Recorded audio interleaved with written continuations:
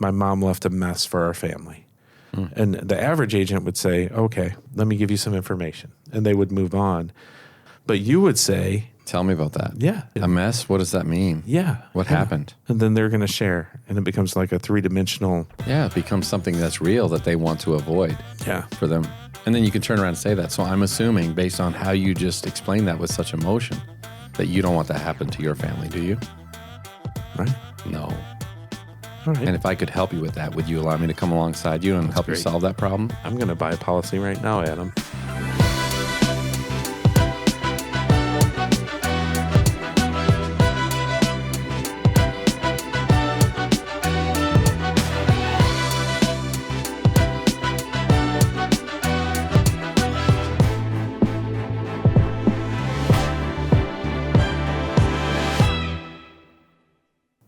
Welcome back to another episode of the Life Insurance Academy podcast.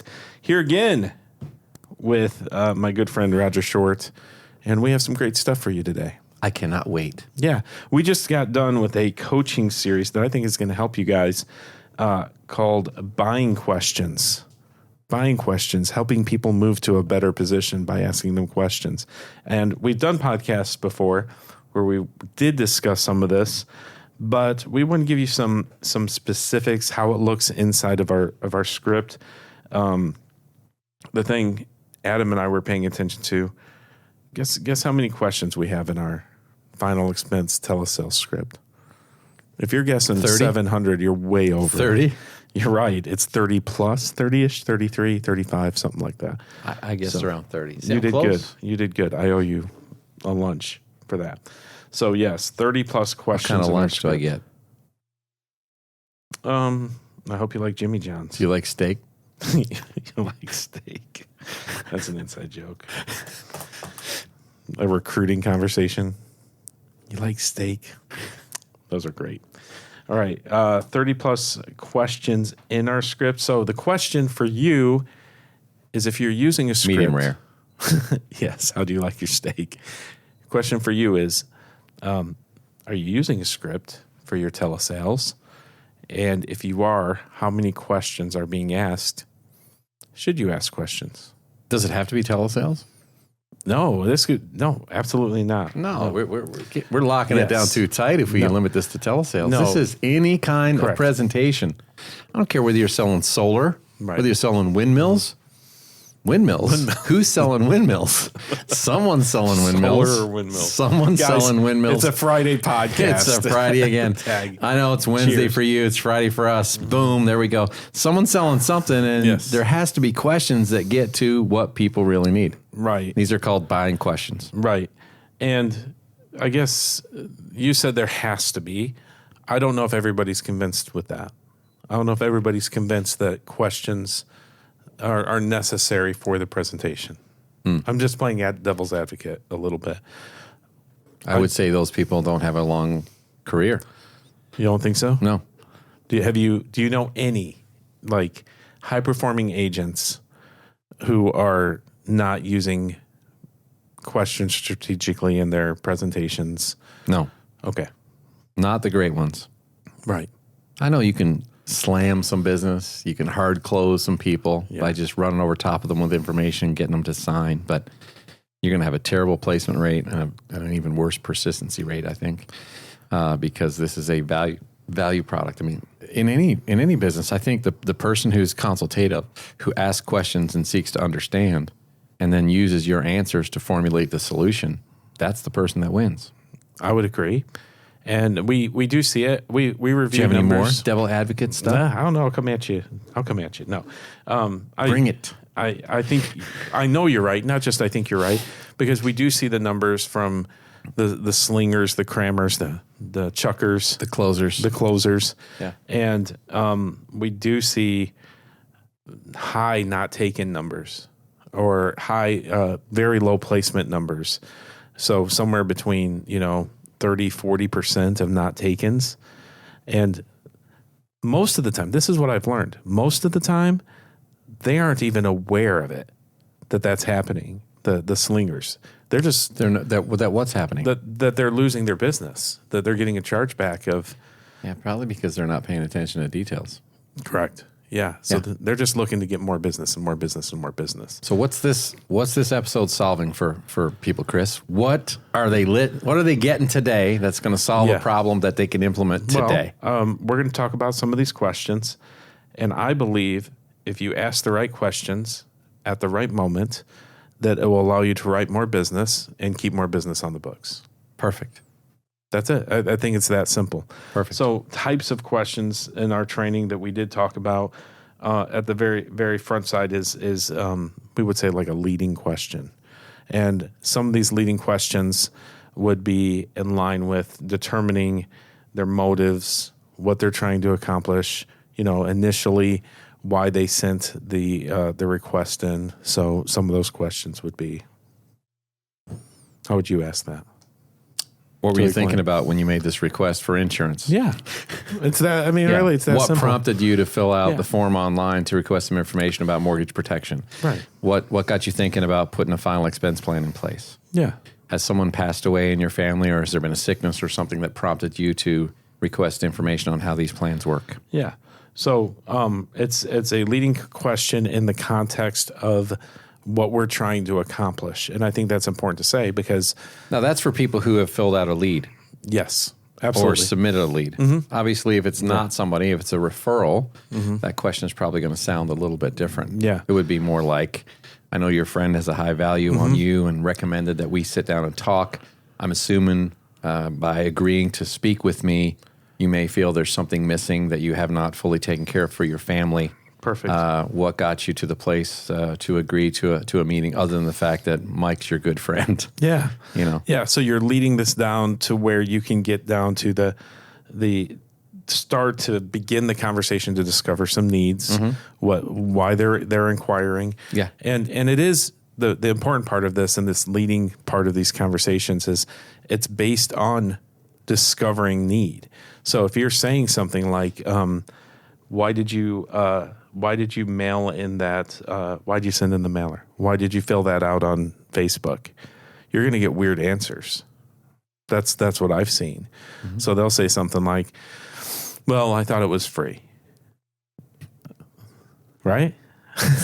Sometimes. It's such a weird answer, isn't it? Yeah. Such a weird statement. It's not even an answer. Well, I thought it was free, or I don't know what it was. I don't remember filling anything out. So I feel like agents who are asking that question, they're asking a question, but it's not the right question. It's not. What is the right question, Chris? The right question, Chris Ball. What is the right question? I'm glad you asked that question, Roger. It's what made you start thinking about final expenses? What made you start thinking about making sure your family's protected or your home's protected in case something happened to you? And that's a different question than why did you fill out that form online? Correct. Yeah. You're thinking it's the same. The new agent thinks it's the same. It's not. It's a completely different question. You're just opening the door to Pandora's box of weird answers. So let's avoid and weird objections. Answers. Yes, correct. So that would be avoiding weird answers should come up in the voice of him in voice. Avoiding weird answers. With a big caption right here. Here's the rule: nothing weird on Friday podcast, Roger. All right. So next one is clarifying questions. This allows you to establish yourself as a guide. One of the key things we do talk about with our agents is establishing trust. I know that's important to you. How is trust established for our folks on the podcast? Clarifying questions allows you to display one of the key components of trust, which is empathy. Empathy and authority are the two key components for establishing trust with a client, right? You got to know what you're talking about. You got to know your products, your process, your people. But the other part of that is you just can't be a know-it-all. You have to be someone who understands their situation. This is where asking clarifying questions comes in. It's not sympathetic understanding. It's an empathetic understanding. And empathetic allows you to see life from their perspective. So the clarifying question is, why now? What got you thinking about this now? Was there something that has happened, something that has triggered? Mm-hmm. Because we're typically talking about an emotion that goes behind a logical, right? There's an emotional decision that precedes a logical decision. And so people tend to buy what they want. And if they feel like there's something that they need and there's an emotional string or a tie to that, that generally prompts some type of action. So Correct. they're taking action. Now they're in this conversation with you. It's your job to find out what triggered or elicited that emotional response for them to even take that logical step to get some more information. So you got to dig down a little bit. Are you ready to launch your insurance career? Excel Solutions is your go-to leader in life, accident, and health insurance pre-license training. Their cutting-edge e-learning platform is packed with rich content. Think interactive assessments, engaging videos, and customized learning paths, all tailored to your learning style. Being students ourselves, we've trusted Excel now for years to deliver top-notch training, offering high pass rates. Their streamlined prep review courses and the exam simulator are really your secret weapons to nailing the state exam the very first time. Now, you thought it couldn't get any better. Well, it just did. Life Insurance Academy listeners, you receive an epic 50% discount, reducing the regular course fee from $199 to only $99. So, all you have to do is use discount code LIA at checkout at liapodcast.org/Excel. Now, Excel spells XCEL. So don't think about it any longer. Dive headfirst into your insurance career with Excel Solutions' premier pre-license training with that exclusive 50% discount just for you. Get the code, get licensed, and excel in your insurance career. I like this clarifying question piece because I do feel like it does address empathy, and it does also address authority, being able to speak into certain things. And I'll give you the authority side of it. So if your client is, they do have a life product, for example, you've called them, I already have coverage in place, great, okay. Mm-hmm. A clarifying question that shows authority is, when did you get that, and what is the purpose of that product when you purchased it? That's clarifying, and it shows that you know what you're talking about. And one of the key things we talk about in our training so much is that trust is established, but then it's maintained throughout our entire sales process. And people don't catch that a lot of times. They think, okay, they like me, I'm liked, and I'm going to get an application at this point. But is not trust. Right. Yeah. I've got a good friend. I like him a lot. I'm not going to let him change my oil. Yeah. I got a guy who makes me laugh my butt off, but I'm never going to invite him over where my wife and my kids are present. Correct. Yeah. That does not, we don't have trust there. So that is key so that would be an authority piece, or when we're doing an education part in our presentation where we would ask them, tell me what you know about term insurance. And then that gives you guys a chance. I say it's moving you from across the table to next to them in this process now, because they're revealing to you their knowledge base about insurance. And a lot of times, especially if you're working, with seniors, there's a lot of confusion. They think they know certain things and it's not revealed yet. That clarifying authority piece allows you you're elevated as an expert. And you establish authority by asking good questions. Yes, yeah. By the way you ask them and the content of your question. Yeah. It puts you in a place. It's not being a smart ass. No. You're not asking It's not a trap. Well, tell me what you know about term insurance, Chris. It's not that way. You're not asking in a condescending way. No. I'm looking for, do you know the differences between the fundamental difference between term and whole life insurance from your perspective, which one has value to you and why?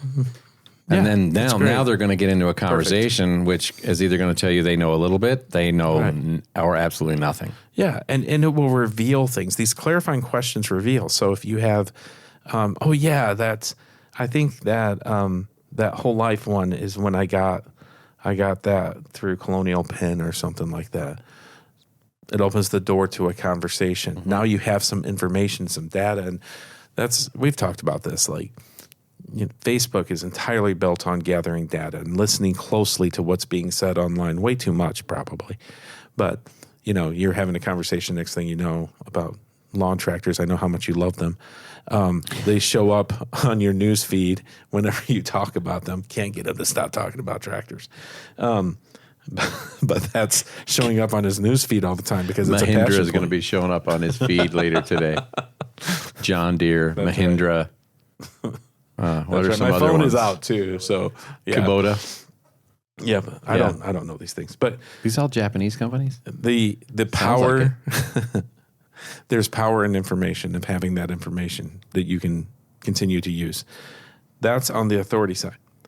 And you're right about the empathy side, because, and this comes with time, but I've seen great agents do this. I've seen you do this when you're talking to somebody, and maybe they did send it in.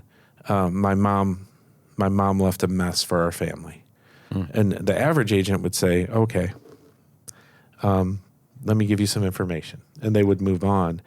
Because they don't know what to do with it. Right. Or they're uncomfortable with going there. Yeah. Yeah. But you would say, Tell me about that. yeah, or mess. I mean, you can even just ask the question. Yeah, a mess? What does that mean? Yeah. What happened? Yeah. And then they're going to share, and it becomes like a three-dimensional. Yeah, it becomes something that's real that they want to avoid Yeah. for them. And then you can turn around and say that. So I'm assuming, based on how you just explained that with such emotion, that you don't want that to happen to your family, do you? Right. No. All right. And if I could help you with that, would you allow me to come alongside you and help you great. solve that problem? I'm going to buy a policy right now, Adam. Yes. So yeah, these are all and simple. It's Yes. simple, like human communication. Right. But I think it's lost now. I mean, I think because of this and how it's, we engage with this now, and we have to relearn. We're like cavemen now, like talk, questions, Especially for you younger saying agents. Especially for younger agents. They just want to text everybody. Oh, geez. Like picking up the phone and calling somebody, that's like almost offensive. Talk fast, think fast, move fast. Asking questions really slows down the process, and it sells more and gets more business on the book, keeps business on the books. Makes you real. Makes you real. Perfect. The next, this is the one I think agents are most uncomfortable with. We actually went through this in the training and the coaching, and it felt like you could see it. You could hear it. One of the agents addressed it, but these are probing questions. This is when you're really getting into the need. And my goal in my presentation is to find the need and poke it. Like, that's it. I just want to poke it. It's kind of like going to the doctor. What's hurting? My elbow. Yeah. Let me poke it. Ow. Yeah. Ow. Yes. Is it hurting here? No. Exactly. Is it hurting here? No. Is it hurting here? Yes. That's where it's hurting. Yes. Yeah. So we need to solve that. Yeah. Yeah. And this is really where I want you to pay attention in these questions. If you're not asking probing questions that do that, where you're poking and that's where it hurts, then I'd question I would have you take a look at your numbers on your closing and also on your persistency. Yeah. You're just providing generalized solutions. You're selling car insurance. I mean, it kind of feels that way. I've seen it work that way. So we have some probing questions that work in our scripts. And you want to talk through those? You have a couple you want to address? I mean, probing questions for me gets that next level of emotion, right? We talk about the Aristotle and his three components of persuasion, right? Ethos, pathos, and logos. Ethos, the ethics of the speaker or the communicator or the presentation, right? Your authority, your ethics. The pathos is how something makes someone feel. Pathos. This is the empathy part. Right. And people most often take action on that. And it's when you can, I heard someone say the other day that a message that's not tied to an emotion is unforgettable. Or is forgettable. It's forgettable. Yeah, a message that's not tied to an emotion is forgettable. And so great communicators communicate a message and they elicit an emotion with the message that makes it memorable. So what are you doing in your sales presentation to elicit the emotion? And that's where really it comes to the probing question. Right. Right? Tell me what would happen if you didn't have that benefit in place for your family. What would happen? Well, I'm not sure. How does that make you feel? you're not sure. What do you think they would do? Yeah. What would they have to do? Well, I don't know. Mm-hmm. Well, let's talk it through. Yeah. And you make them sit in it for a minute. You're touching the sore spot. Is that what you want? No. How does that make you feel? Ugh. They'll say that sometimes. So what you're telling me is that this is important to you, isn't it? Yes. Why is it so important to you? Right? These are all probing questions that get to that next level. Let's play devil's advocate. Yeah. You don't have to get into that touchy-feely stuff. It's not necessary. Touchy-feely. You don't need to get into that. They either want it or they don't. Yeah. And just buy more leads. That's the answer. You can just buy more leads. You can spend $1,500 to $2,000 a week, buy more leads. You'll close more. You just talk to more people and get them off the phone quicker. Yeah. But there'll be a lot less people that you'll help.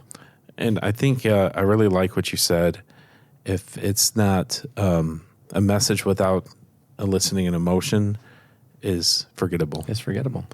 And I think that's what happens for agents who aren't doing some of this. I mean, if you can at least add, why is that important to you, and pause. If you could at least add, just please help us help you. Help us help you. Add, what does that look like for them? Yes. If? Yeah.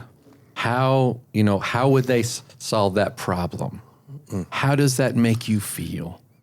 Why is that important to you? These are golden questions. And I think agents who are not doing that are not eliciting an emotion.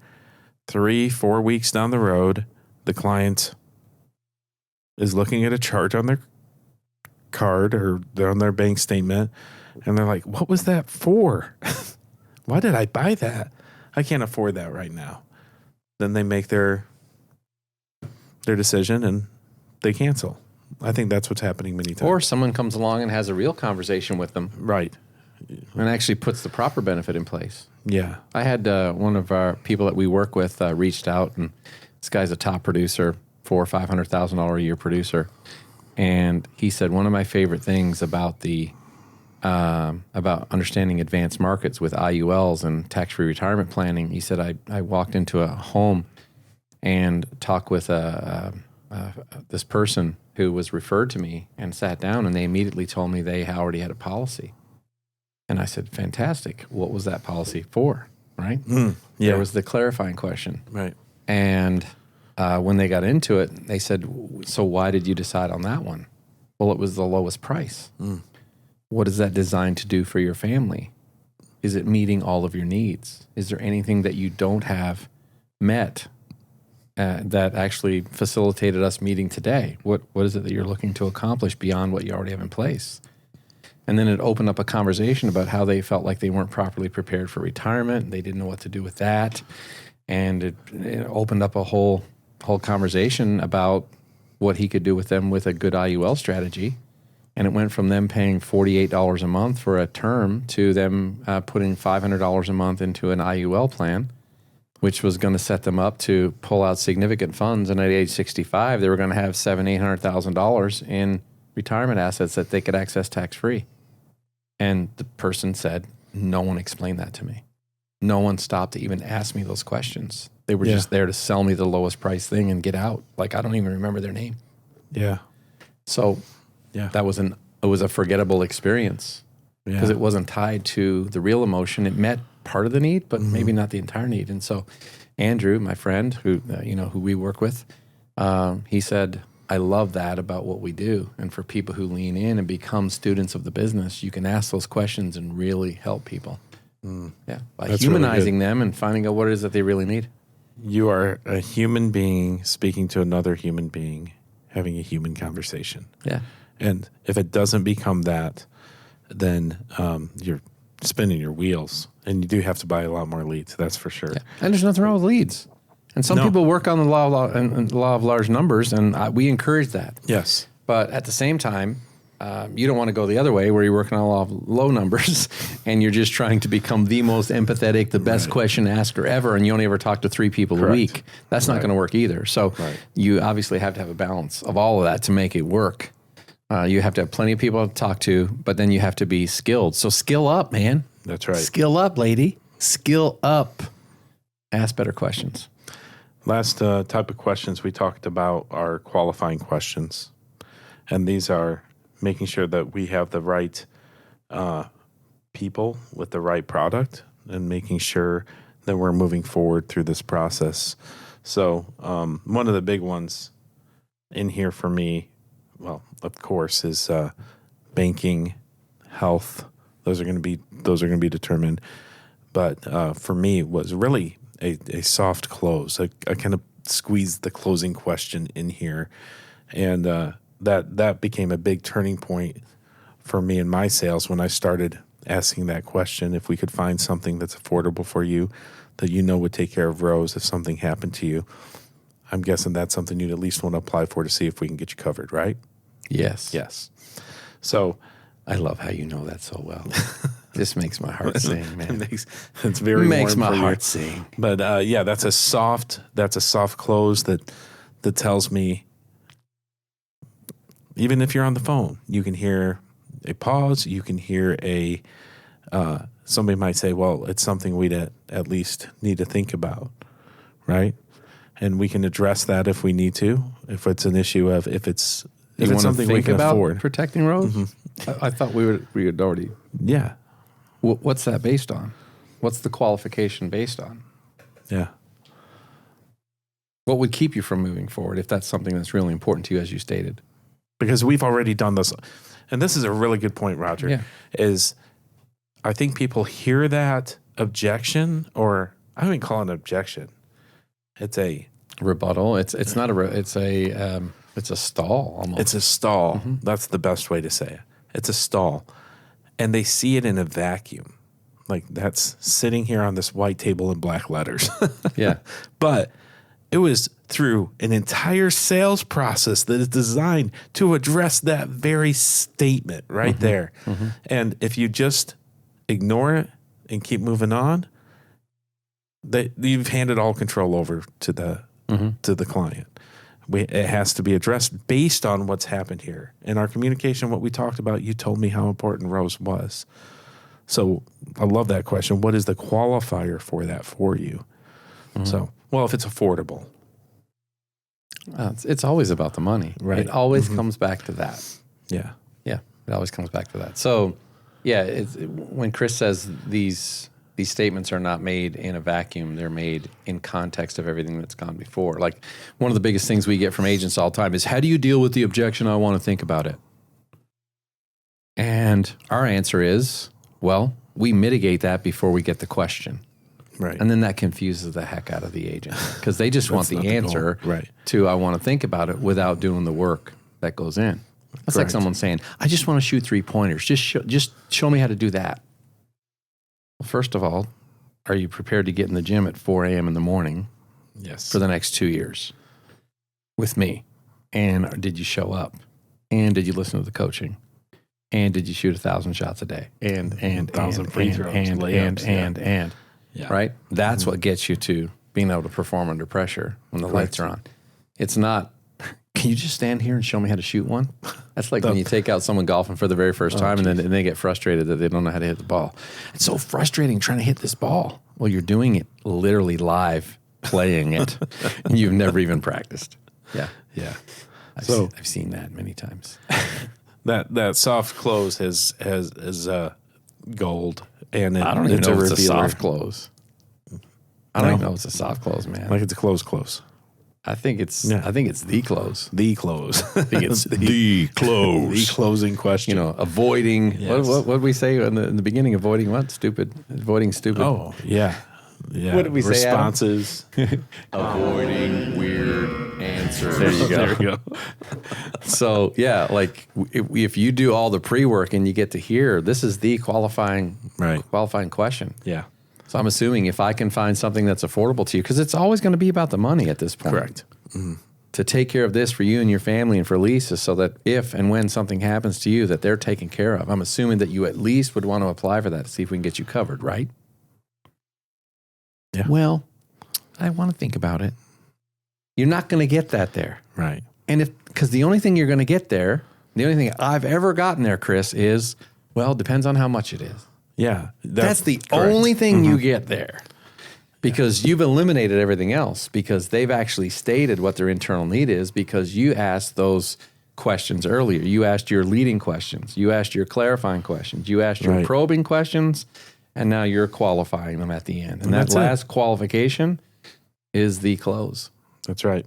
And the other qualifying questions, having questions built into your system to be able to ask about.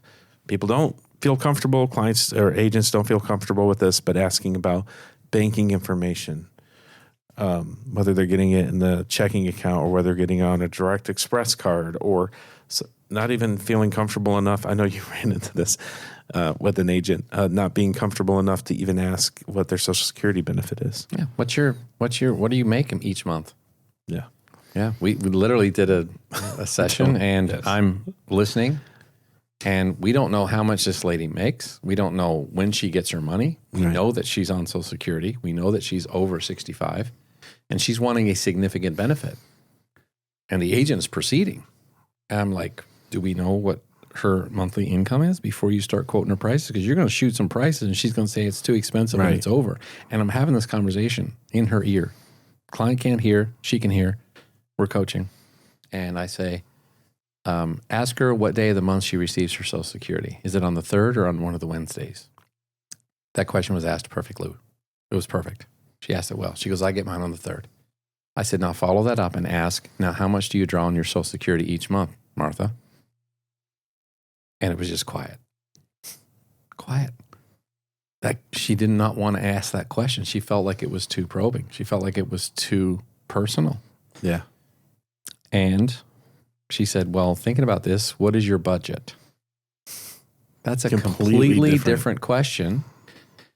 And she said, well, I just need to know how much $25,000 is. And so we went ahead and quoted $25,000. And the minute the price came out of her mouth, oh, that's way too expensive. I got one for the other day for this. Okay, if it's going to be that much, well, these are the low. I've had access to all the carriers. No, it's too expensive. Thank you for your time. And literally, it was shut down in about 30 seconds. The call was over and clicked. She hung up. And then she said, what happened? I said, we had no context of what her income was to measure that against what her expectation was for what she was getting. Correct. And we didn't even know what she was comparing that to. She had also revealed that she had another policy. I got on the call a little bit late, and I didn't know that. I knew there was another policy, but I assumed the agent knew what the other policy was, how much she was paying and how much it was. But that wasn't even discovered. Wow. So I said, how much was she paying for the other one? She goes, I'm not sure. I didn't ask. Yeah. So these are all very, very important questions to discover so that you can properly have a conversation that's genuinely going to help somebody instead of you just trying to sell a policy. Yeah. You're trying to discover the need. Yeah. And help them with it. That's it. The goal is not to sell the policy. The goal is to discover the need and solve the problem. Correct. And when you do that, you will write the policy. And then further qualifying questions would be, obviously the health questions. And what qualifies people for the products we sell is their current age and health. Not their money. Not their money. And new agents, I know, focus on the money so much. I mean, we sit with clients who could write a check for $1,000 a month and not get the product. It's their current age and health. This is a qualifying process. So hope this was helpful for you guys. We talked about our script. We have 30 plus questions in our script, but the types of questions that should be in your sales process: leading questions, clarifying questions, probing questions, getting to the heart of the issue, qualifying questions, determining if you're connecting the right client to the right product and the right affordability, all those pieces to it as well. So what is your process? How many questions do you have? Are you asking questions? Do you know the difference between those types of questions? And if you don't, maybe tune in some more or join us on our coaching program. Every Thursday morning, 10:30 a.m. Eastern Time, 9:30 Central, we do live coaching, group coaching. All these things are up for discussion. You can get into back and forth. We'd love to have you join that community. And if you join that one, there's all access courses and coaching. You get everything we've got, and you get to join us for an hour every Thursday morning. And you get plugged into our community, and you get access to all this stuff before anyone else does. We'd love to have you. Thank you, guys. If you have questions, throw them in the chat. or the chat. I guess it's not a chat. What is it? Comments. Comments. That's what the kids are calling it. Throw it in the comments.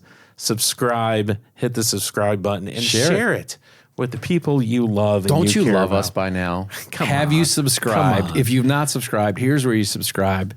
Maybe we should say this right at the top. Subscribe. That probably wouldn't have been a good thing to start with. Hey, Adam, why don't you throw this at the very top? Hey, if you're watching this podcast for the very first time or seen several of these and you like this, please hit that subscribe button. We'd love to have you as a part of our community. Back to our regularly scheduled programming. There we go. Thank you, guys. Can't wait to see you on the next Life Insurance Academy podcast. Boom.